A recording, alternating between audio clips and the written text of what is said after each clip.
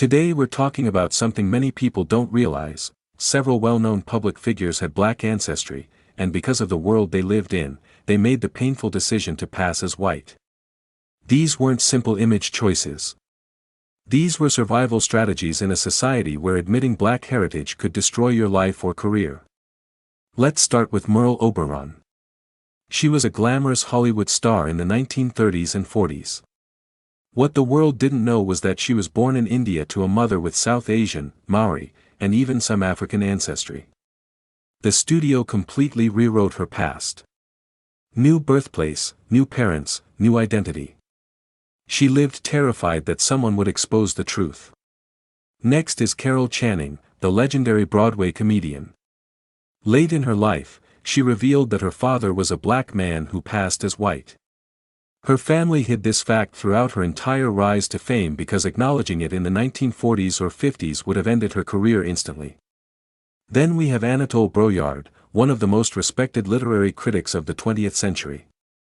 Born into a black Creole family in New Orleans, he left home, reinvented himself as a white man in New York, and never looked back. His own children didn't learn the truth until after he died. Next is Jean Toomer, an important writer from the Harlem Renaissance. He was proudly connected to the black literary movement early in life.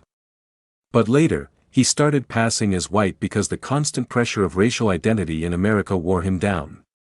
George Harriman, the famous cartoonist behind Crazy Cat, was born into a black Creole family in New Orleans. By the time he made it to Los Angeles, he was claiming he was of Greek or French descent, anything but black, because it allowed him to work freely in the industry. We also have Etta Moden Barnett, who sometimes passed as white or Latina in her early career to perform in theaters that banned black entertainers. Later, she proudly reclaimed her identity.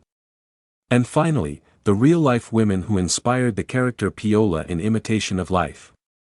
These were mixed-race actresses in the 1920s and 30s who passed as white just to step foot in Hollywood. Fredi Washington is one of them. These stories remind us how powerful, and painful, the idea of race has been in America. For many, passing wasn't about denying who they were. It was about surviving a system that left them no other choice.